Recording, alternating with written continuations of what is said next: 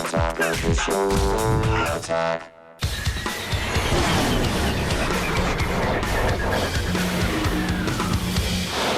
right, my guest tonight in San Francisco, writer for Wired.com, Terrence Russell joins us, and in Richmond, Virginia, blogger for Blogasm.com, Simon Owens. Welcome to Loop, everybody. Simon, I'd love to start with you because last week you launched an international Delete Your MySpace Account Day.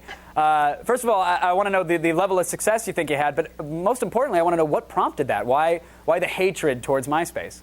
Well, it was kind of on a lark. It actually happened on a Sunday night. I had just gotten back to my house, and long story short, I received an email, and the email was alerting me to a birthday of one of my friends, and I opened it up only to find out that in order to find out which one of my MySpace friends I had to who was having a birthday, I had to actually go to MySpace and log on. And in the case of other sites like Facebook, basically it usually tells you within the email itself. So that was kind of the straw that broke the camel's back. And so how many camels ran away with you? How many broken backs did we end up having last week? Well, I ended up, oh, you mean how many people? Yeah, who nuked their MySpace account with you?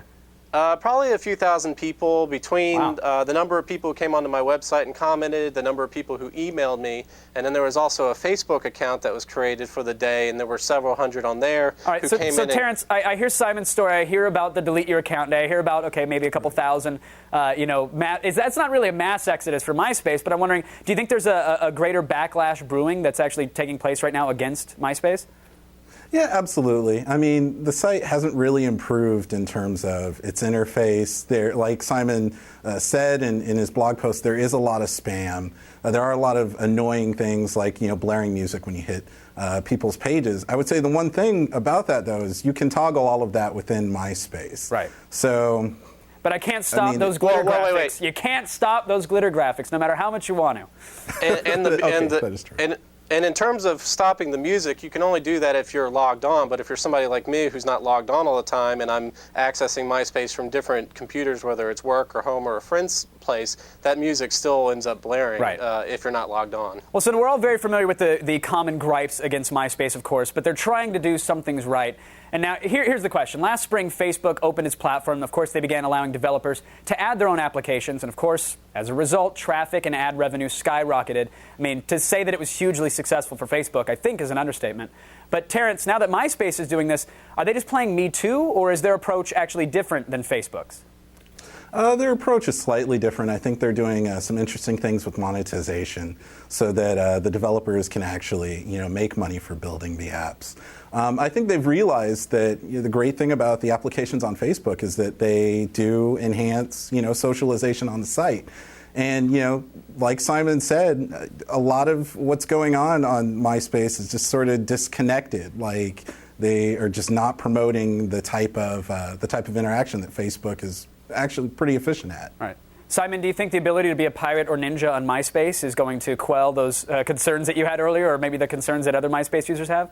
Well, I mean, if you ask a lot of Facebook users what annoys them most about Facebook, you'd actually get the answer that the applications are the most annoying thing. So I think we could see a similar dislike with MySpace. Right. Although, I mean, some of the things that Facebook is doing is really cool, or the applications that are being built, like Scrabulous and some of the movie kind of applications I've downloaded. Right. It's nice to have different ways to compare your profile to others or quiz your friends or figure out how you are related to Kevin Bacon. But when I look at MySpace, I wonder why it took so long. And they claim that they didn't take this route sooner because many of these applications were already part of the site. Terrence, I don't know that I buy that. Do you think that's true? Not really. I mean, MySpace has definitely branched out. They've obviously gone into music, casual gaming, and even video to a lesser degree. But I mean, to basically say that, to make that statement is, to admit to redundancy by bringing in the third-party developers. So I think it's all spin. All right, Simon, I want to give you the final word, sir. Do you think there's any reason at this point, I mean, obviously you deleted yours, but for the rest of the folks out there, is there any reason to keep your MySpace account active? No, because if you really think about it, even though they haven't had applications, the reason that MySpace is so disliked is because people are given almost too much control in designing their web pages, and I think this will just clutter things more and bring in more people trying to monetize MySpace, and I think that's probably the problem already. I can hear millions of browsers crashing already, but I hope that's not the case. In the meantime, I want to thank my guests, Terrence and Simon, for joining us. Thank you guys for keeping us in the loop.